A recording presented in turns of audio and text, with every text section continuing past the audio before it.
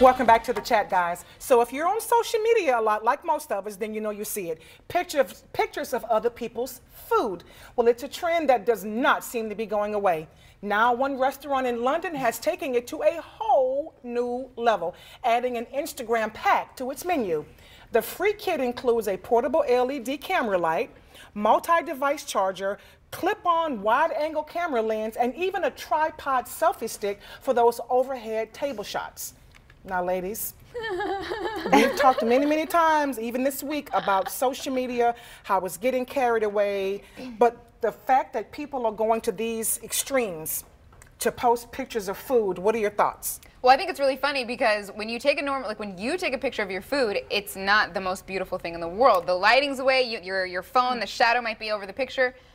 This is really funny and really brilliant because the restaurant is making sure at least the pictures look good. But you can only take pictures of their food. Exactly. And you post it and you tag them, so it's free advertising. It really is. It's brilliant. And the thing is, like, even though some people really think it's annoying, this foodie, like Foodstagram, food blogger, like it's a job now. Foodstagram? Foodstagram. It's a hashtag. I didn't even know that was a name. It's a hashtag. Hashtag Foodstagram. But it's really cool because it's turned into jobs for some people. Like there's this one really cool account that I follow called Nate Does Food.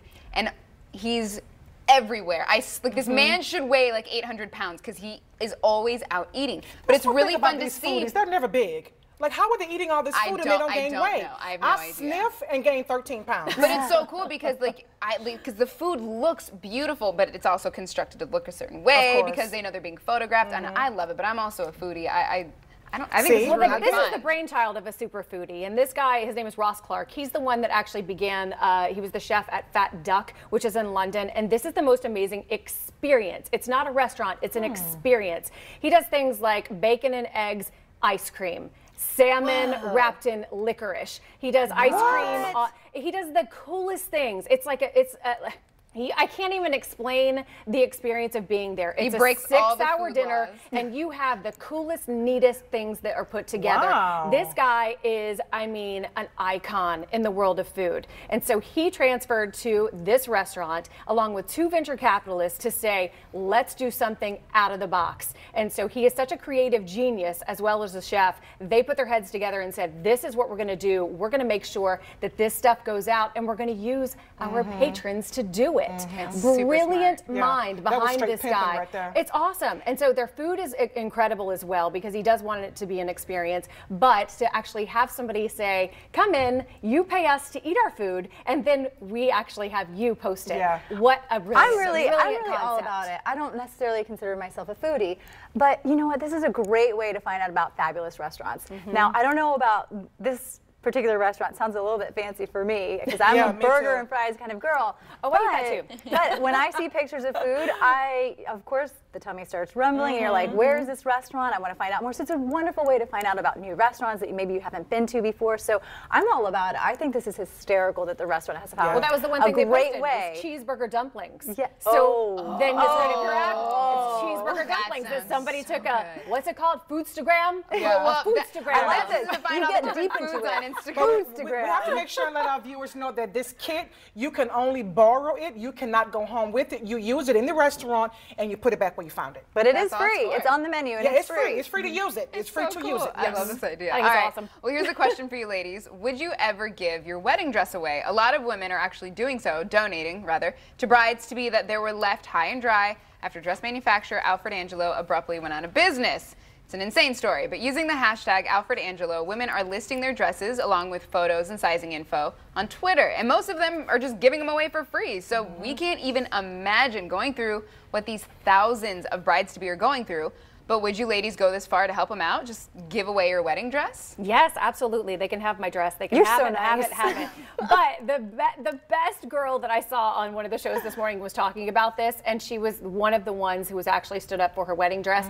And so she had the most brilliant thing. She said, I'm so glad that my color this year for my wedding is orange because I'm going to kill those people whenever I find out I can't get my dress and I will be in jail. I'm like, that is so me. I would kill the people who did not give me my wedding dress. It was 2 weeks before her wedding, and she has nothing to wear now. And you know, on that day, especially if it's your first wedding, if you're in your 20s and your 30s, and it is everything you've ever wanted in your life. Yeah. And that dress, you search for forever. You buy magazines, you go online, you talk to your friends. Oh, yeah. You plan You this dream thing of forever. it. Your whole life. Forever, your whole life. And so when you finally get that dress, whether it's for a pageant or whether it's for a wedding, whatever it is, that dress is your whole world, your existence. So whenever somebody takes that away from you, especially when you pay so much money for it can be that deep. Oh my gosh, So I think this girl is right. I think she's going to kill him. And I think she's going to be in jail wearing orange. She'll look good in it. Yeah, exactly. You know, it's unfortunate what these brides are having to go through. Unfortunately, Alfred Angelo, they filed bankruptcy on July 14th. No explanation, but this information is on their website, and they say they will go back to the website and keep everyone posted about what's happening, what's going on. But who cares? Yeah. Who wants to be? I want to be updated. Because I want to know. So you would give yours away, but Kelly, would you give your dress away? No. H no, girl. Because I am such a nostalgic type of a person, and I'm so old school, and it's so important to me. I want my little girls to be able to try it on. Yes. But would you loan it to them, though? Would you loan it to someone else? To another bride-to-be? No, you can't. If you're not if she's going to give it to her little girls. No, you can't. But you're helping a bride out in a crunch. You know what? I would buy a bride a dress. Oh, that's sweet of you. I would do that, but I'm going to keep mine for myself and for my little girls. Have you guys noticed? noticed? Sweet way that everyone came together. I mean, I thousands agree. of brides didn't have a dress. This is such. It's like when you donate your prom dresses to the girls who can't afford to buy their own. It's such a sweet, simple gesture, but it means the world to these women. So this is the perfect opportunity for another bridal shop to step up and say, "Oh, they have. Have you not seen all the commercials? Like that's the best that are running way so heavily. Like, come on." But that's the best way. If they stepped up to the plate and they said, hey, we've got 25 dresses for all the girls who didn't get their dress. Here, come and choose. I think that would be the best. It's way more than 25 girls. Pay it forward, That is rough. All right, well, coming up next, it's so bad. Coming up next, the latest approval ratings for President Trump. Is it too late to turn things around? We chat with Dr. Binder about the latest in politics when we come back.